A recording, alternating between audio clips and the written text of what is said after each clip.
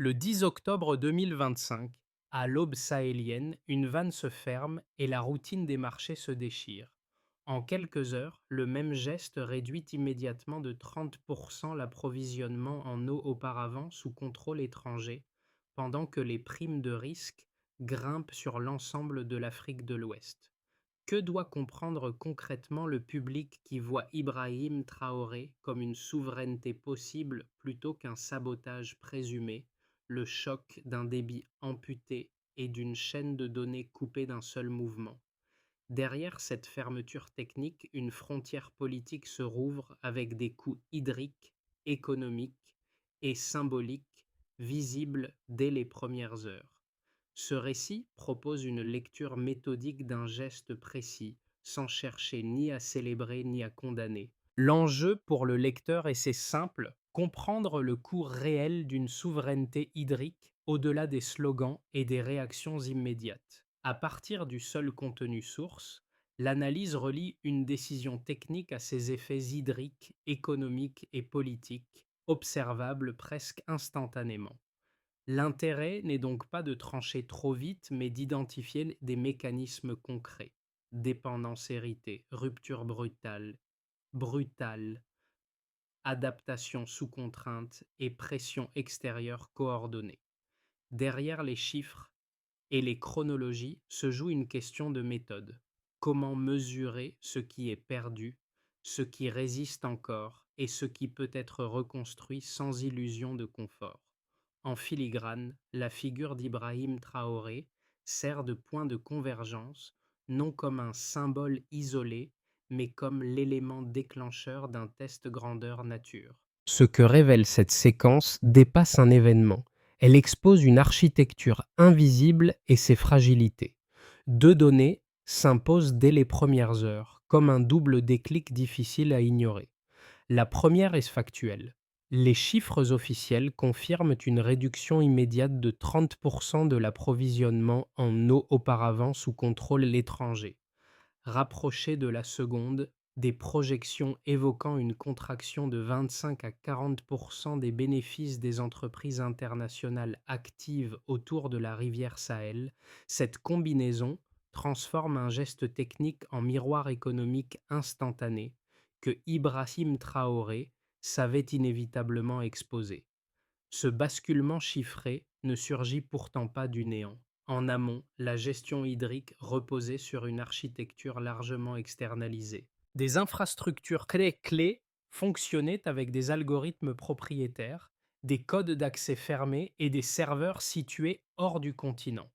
Les paramètres de débit étaient ajustés selon des impératifs d'optimisation définis à distance, rarement alignés sur les besoins réels des communes riveraines. Même les données climatiques essentielles pour anticiper sécheresse et pics de demande transitaient par ces systèmes verrouillés.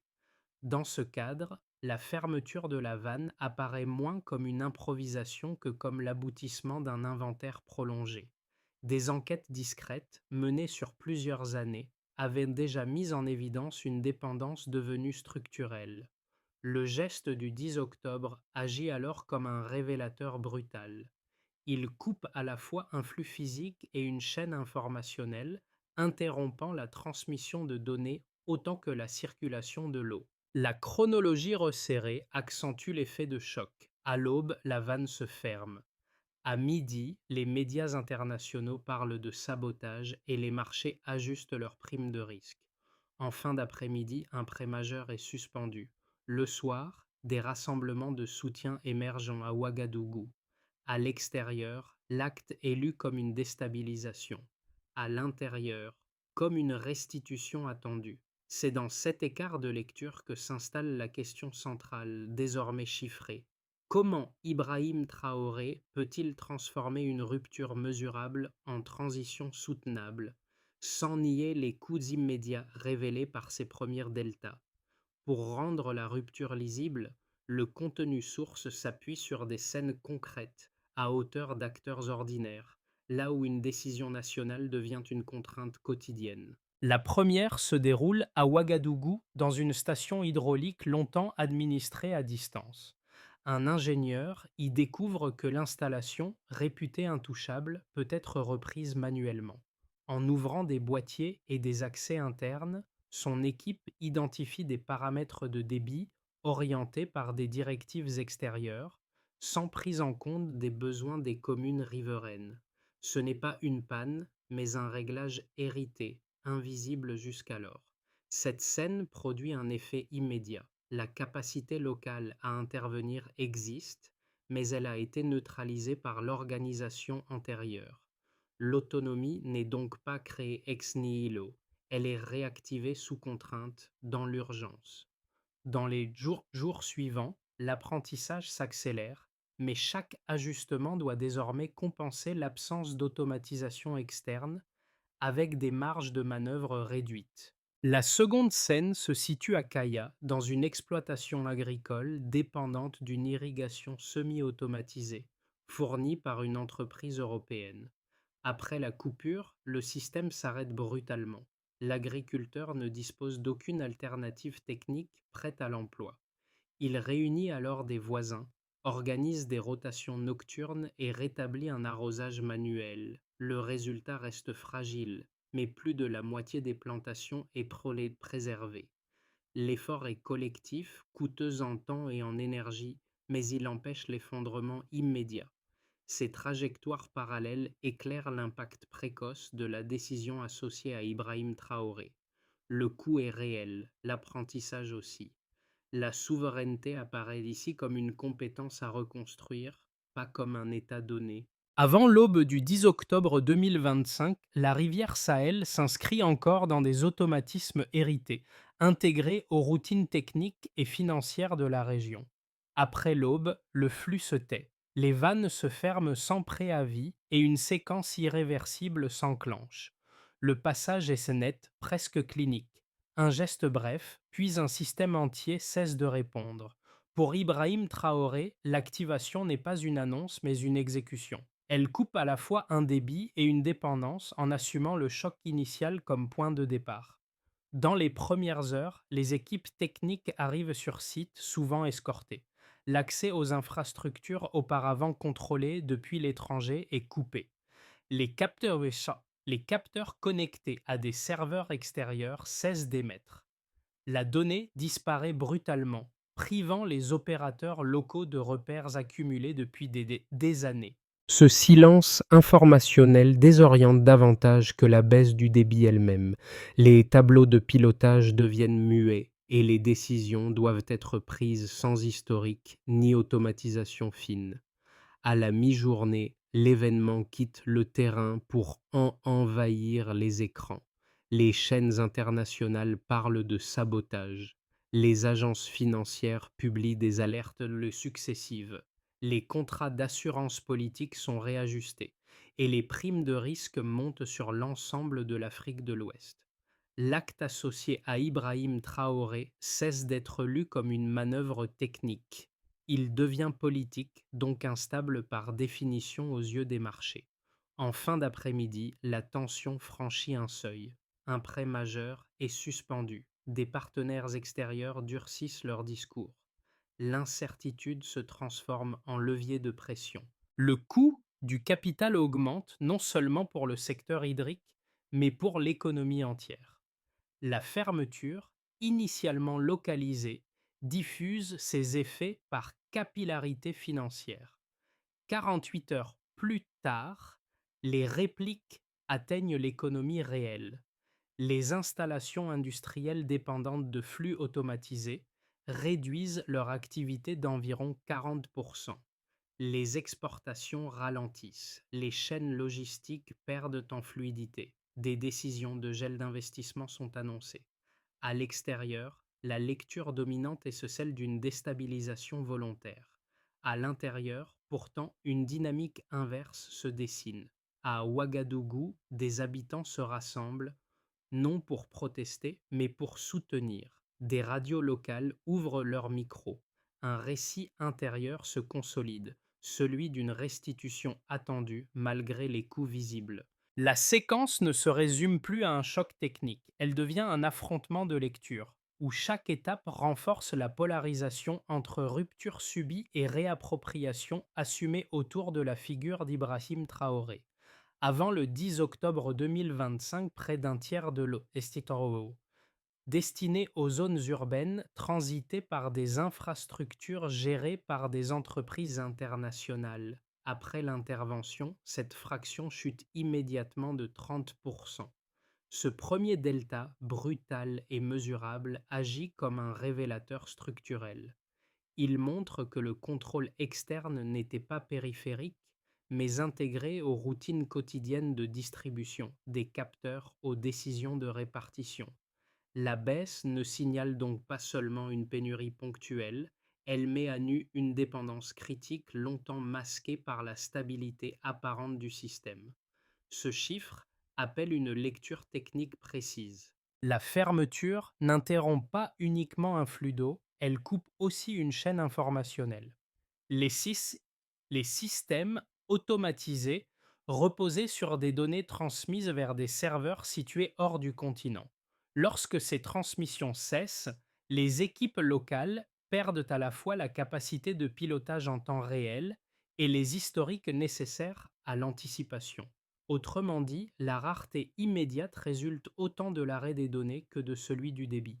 Pour Ibrahim Traoré, ce premier delta devient une boussole politique, car il mesure l'ampleur du chantier à reconstruire sans interface externe. Un second repère chiffré apparaît presque simultanément. Les projections évoquent une contraction de 25 à 40% des bénéfices des entreprises étrangères opérant autour de la rivière Sahel. Cette fourchette n'est pas un détail statistique. Elle traduit des vulnérabilités différenciées selon les secteurs. L'agro-industrie est la plus exposée, suivie par la logistique hydraulique, puis par des unités industrielles dépendantes de systèmes de refroidissement automatisés. Cette dispersion des pertes explique la rapidité de la réaction extérieure. Lorsque les dommages deviennent transnationaux, ils se transforment en pression diplomatique, en menace de sanctions et en suspension de financement. Un troisième indicateur complète le tableau, plus discret mais structurant. Malgré les interruptions d'irrigation, les zones rurales parviennent à stabiliser environ 70% de la production agricole. Ce maintien relatif ne découle pas d'une technologie de substitution équivalente, mais d'ajustement communautaire rapide.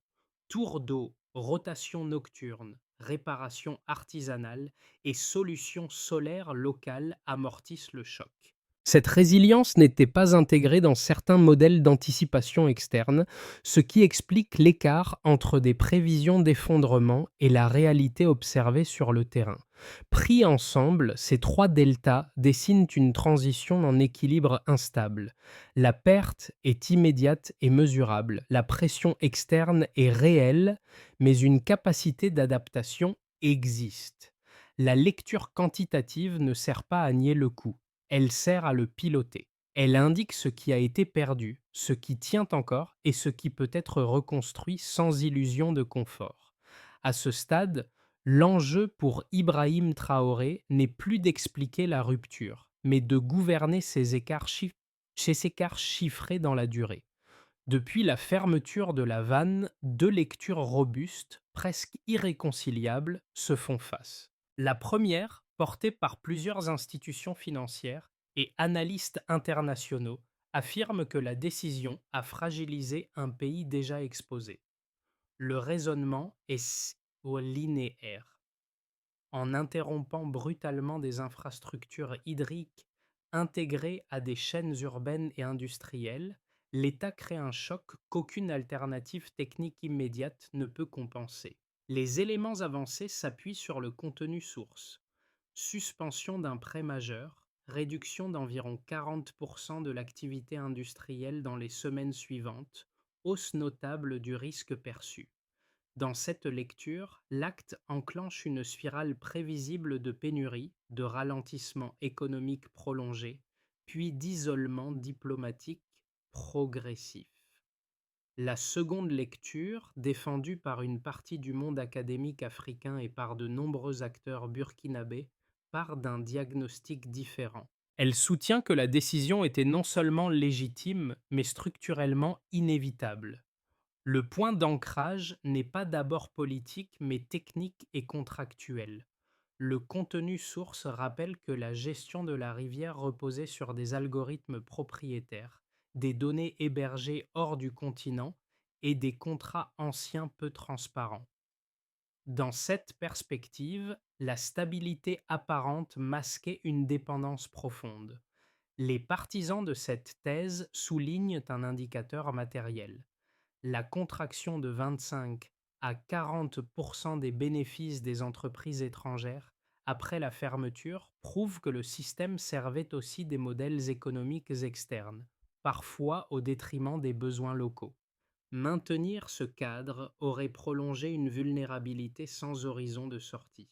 L'arbitrage le plus rigoureux ne consiste pas à choisir l'un de ces récits, mais à les tenir ensemble.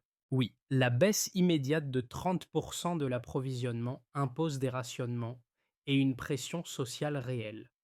Oui, la réponse financière et diplomatique pèse lourdement, mais le maintien d'environ 70% de la production agricole grâce à des ajustements communautaires introduit une nuance décisive. La transition ne se réduit pas à un effondrement mécanique. Elle révèle une capacité d'absorption partielle, ignorée par certaines projections. Ainsi, la lecture la plus robuste est méthodologique. La fermeture expose le pays, mais elle rend visible ce qui était auparavant enfoui. La question n'est plus morale, mais opératoire. Comment piloter cette tension sans basculer d'un excès de dépendance à un excès de rupture? Et à quel rythme rendre cette transition soutenable? Au cœur de la crise, un constat inattendu émerge des audits techniques menés après la fermeture. Plusieurs stations hydrauliques, longtemps présentées comme dépendantes d'interfaces étrangères, redeviennent opérationnelles après une reconfiguration manuelle. Le contenu source insiste sur ce point précis.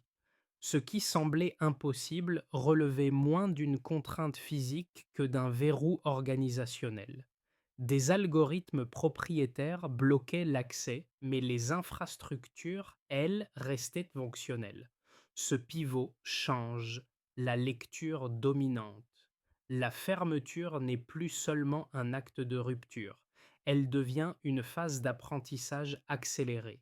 Les ingénieurs nationaux reconstruisent des chaînes de pilotage simplifiées, sans automatisation lourde, mais avec un contrôle direct. Les données ne circulent pas plus comme avant. Pourtant, des relevés locaux, plus rudimentaires, suffisent à stabiliser certains flux essentiels. La transition cesse d'être uniquement défensive et commence à produire des effets opérants. Pour Ibrahim Traoré, cette découverte agit comme une validation partielle du pari initial. Elle ne supprime ni les pénuries ni la pression extérieure, mais elle prouve qu'un fonctionnement alternatif peut exister hors des schémas hérités. Le débat se déplace alors. Il ne porte plus seulement sur le coût du choc, mais sur la capacité à transformer ce choc en méthode durable. La crise change de nature. D'une menace d'effondrement annoncée, elle devient une transition mesurable, encore fragile, mais désormais ancrée dans des preuves concrètes.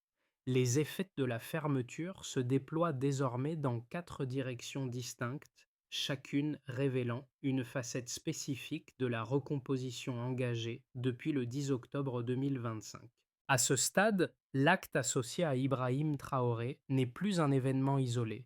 Il devient une suite d'ajustements visibles portés par des acteurs différents et observables dans la durée. Du côté de l'État et des services publics, l'impact est immédiat et structurel. Les administrations doivent réapprendre à opérer sans les systèmes automatisés hérités.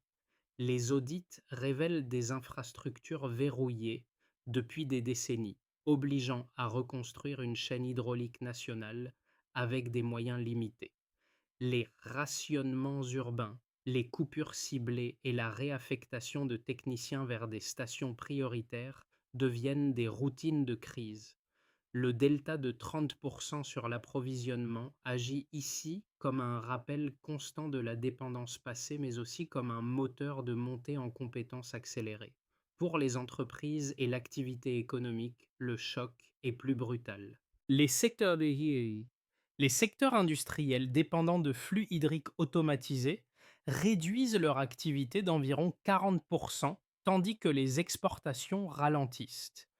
La contraction de 25 à 40% des bénéfices des entreprises étrangères confirme une rupture durable des modèles économiques externes liés à la rivière. Les investisseurs suspendent des projets, certaines entreprises se retirent. En parallèle, le contenu source décrit une dynamique inverse, plus diffuse: ateliers de réparation locaux, solutions énergétiques solaires, remise en service d'anciennes pompes. L'économie se fragmente entre pertes nettes et substitutions improvisées. Du point de vue des foyers et des routines quotidiennes, la transition se vit dans les gestes. Les familles adaptent leurs horaires, organisent des tours de distribution et stockent l'eau à l'aube. Les quartiers urbains ressentent plus fortement la pénurie que certaines zones rurales, habituées à une gestion collective. Même lorsque l'effort est lourd, la décision d'Ibrahim Traoré est souvent racontée comme une réappropriation plutôt que comme une simple privation.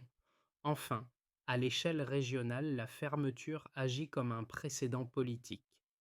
Le Mali et le Niger expriment leur soutien et évoquent une coopération hydrologique renforcée. D'autres gouvernements restent prudents, craignant une extension du modèle. Les chancelleries européennes accentuent les pressions diplomatiques et économiques. L'acte polarise l'espace ouest africain. Il inspire certains, inquiète d'autres et reconfigure des équilibres existants. À partir des tendances observables depuis la fermeture, 3 trajectoires plausibles se dessinent pour les 6 à 12 prochains mois. Elle ne cherche pas à prédire l'avenir, mais à organiser les mécanismes déjà visibles dans le contenu source. La question n'est donc pas que va-t-il se passer, mais quel enchaînement dominera si certaines conditions persistent. À ce stade, la séquence associée à Ibrahim Traoré est jugée moins sur l'acte initial que sur la capacité à piloter les écarts révélés. Dans une première trajectoire possible, centrée sur une stabilisation sous contrainte, le pays avance sur une ligne de crête. Si les audits techniques se poursuivent et que les reconfigurations manuelles se multiplient, alors un fonctionnement minimal peut être consolidé sans retour aux interfaces externes. Les rationnements demeurent intermittents, surtout en zone urbaine, car la perte initiale de 30% a exposé une dépendance structurelle difficile à résorber rapidement. À l'extérieur, la pression financière reste élevée sans s'aggraver, limitant les marges budgétaires. La transition progresse mais sans renversement décisif. Une deuxième trajectoire, plus dynamique, repose sur l'effet catalyseur régional. Si les appuis exprimés par le Mali et le Niger se transforment en coopération technique et formalisée, l'apprentissage s'accélère. L'échange de compétences, la formation d'ingénieurs et la mutualisation de solutions simples renforcent l'autonomie opérationnelle. Les stations autrefois verrouillées continuent d'être rendues fonctionnelles sans automatisation lourde. Les, les tensions diplomatiques persistent, mais la capacité d'adaptation réduit progressivement l'impact économique négatif. Une troisième trajectoire, plus dégradée, repose sur l'idée d'une fatigue sociale. Si les rationnements se prolongent et que les pressions externes s'additionnent aux fragilités internes, alors les amortisseurs communautaires s'épuisent. Les pannes se multiplient sur des infrastructures encore instables. Les importations de biens essentiels se contractent davantage, tandis que la hausse durable des coûts énergétiques pèse sur les ménages. L'isolement devient un risque concret si les partenaires régionaux prennent leur distance. Une règle de lecture s'impose. Ne pas confondre vitesse et trajectoire. Dans une transition, ce sont l'ajustement continu et l'apprentissage qui font direction. Le cœur de l'enjeu est désormais clair. Transformer un choc mesurable en processus pilotable sans accélérer au point de rompre les équilibres sociaux. Au-delà des scénarios et des chiffres, la fermeture devient une expérience vécue pour des groupes sociaux distincts, chacun traduisant la transition en gestes ordinaires. Le contenu source insiste sur cette dimension discrète mais structurante. Une décision d'État n'existe réellement que lorsqu'elle modifie des routines quotidiennes, parfois jusqu'à l'épuisement, souvent sans visibilité extérieure. Pour les familles urbaines, l'impact se mesure d'abord en temps et en vigilance. Se lever plus tôt pour constituer des réserves, organiser des tours de distribution entre voisins, surveiller la consommation au jour le jour. Ces ajustements créent une tension permanente, mais aussi des formes nouvelles de coordination locale. L'eau n'est plus perçue comme un service abstrait administré à distance. Elle devient une ressource collective à gérer. Chez certains, cette contrainte nourrit une fierté silencieuse. Chez d'autres, une inquiétude durable face à la longueur de l'effort demandé. Dans les zones rurales, l'adaptation prend une forme plus active. Agriculteurs, mécaniciens et techniciens improvisés transforment la contrainte en action. Des pompes abandonnées sont remises en service, des canaux sont recreusés à la main, des solutions solaires alimentant des puits communautaires. Ces initiatives ne compensent pas entièrement la perte des systèmes automatisés, mais elles redonnent une capacité d'agir. Le problème cesse d'être uniquement subi, il devient partiellement géré. Un troisième groupe donne à la transition une portée symbolique. Enseignants, animateurs communautaires et artistes réinterprètent l'événement. La rivière devient une figure de réappropriation. La souveraineté cesse d'être un concept lointain pour s'ancrer dans des récits partagés. À ce niveau, la transition ne se joue plus seulement dans les infrastructures, mais dans la manière de se projeter collectivement. Pour que la fermeture devienne autre chose qu'un choc prolongé, le contenu source esquisse une trajectoire opératoire, progressive et mesurable. L'enjeu n'est plus d'expliquer le geste initial, mais de le transformer en méthode. À ce stade, Ibrahim Traoré est renvoyé à une exigence centrale: piloter la transition avec des étapes claires, des acteurs identifiables et des indicateurs vérifiables, sans promettre un retour rapide au confort antérieur. La première étape consiste à sécuriser et cartographier les infrastructures. Des équipes d'ingénieurs nationaux mènent des audits station par station afin d'identifier les dispositifs encore verrouillés par des codes étrangers et ceux qui peuvent être reconfigurés localement. L'horizon est celui des premiers mois. Le critère de suivi reste concret: le nombre d'installations redevenues opérables sans interface externe. La deuxième étape porte sur la montée en compétences. Universités et centres techniques déploient des formations accélérées en hydrologie, automatisation simple et gestion de données locales. Le contenu source insiste sur ce point. Sans capital humain, aucune souveraineté technique ne tient dans la durée.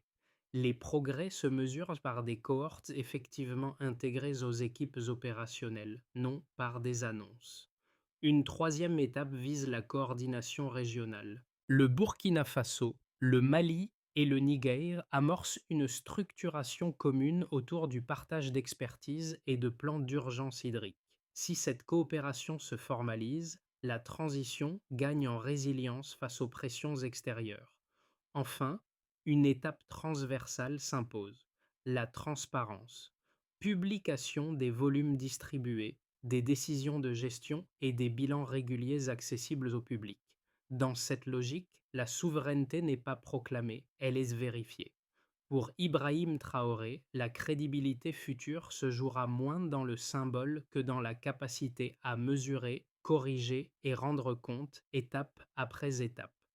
Sur les rives redevenues et calmes, les premières scènes reviennent comme une mémoire active. À Ouagadougou, l'ingénieur qui avait découvert des paramètres dictés de l'extérieur observe désormais une station fonctionnant sous contrôle local, encore imparfaite mais intelligible. À Kaya, l'agriculteur qui avait improvisé des rotations nocturnes regarde des canaux remaniés à la main, collectivement, pour tenir jusqu'à la prochaine saison. Ces figures ne racontent pas une victoire nette, elles racontent une transformation lente, exigeante, parfois épuisante. Le contenu source insiste sur cette bascule discrète. La crise n'est plus seulement un risque d'effondrement, elle devient un apprentissage continu. Les gestes techniques se doublent de gestes sociaux. Les compétences se reconstruisent au même rythme que la confiance. Rien n'est confortable, mais quelque chose devient praticable. Les pénuries et la pression extérieure persistent, pourtant la preuve s'installe par petites touches, là où les routines reprennent forme. Dans ce cadre, Ibrahim Traoré apparaît moins comme un protagoniste solitaire que comme un catalyseur. Le geste initial ouvre un processus qui dépasse sa personne et engage une pluralité d'acteurs, du technicien au villageois. L'histoire change alors de registre, du symbole à la pratique, du choc à la preuve. Et surtout, la souveraineté se construit goutte après goutte. Au terme de cette traversée, la rivière Sahel n'est plus seulement un lieu géographique. Elle devient un repère collectif parce qu'elle condense une idée exigeante. Une souveraineté ne se décrète pas, elle se pratique souvent dans l'inconfort, parfois dans la fatigue, toujours dans la durée. Le contenu source montre comment une décision associée à Ibrahim Traoré se transforme en une succession de choix concrets portés par des institutions, des communautés et des individus ordinaires, loin des slogans rapides. Ce récit n'invite pas à choisir un camp en une formule, il invite à préciser des critères. Quelles données doivent être rendues publiques pour juger une transition? Quels seuils rendent une rupture soutenable sans basculer dans la pénurie durable? Quelles responsabilités doivent être assumées lorsque l'apprentissage collectif a un coût social immédiat? Prolonger la discussion, c'est déplacer le regard. Certains verront d'abord la vulnérabilité urbaine, d'autres la résilience rurale, le choc économique ou le précédent régional. Chaque lecture éclaire une facette différente du même processus. La question finale reste volontairement ouverte et calme. Comment évaluer une souveraineté si elle ne se mesure pas, goutte après goutte dans la vie quotidienne,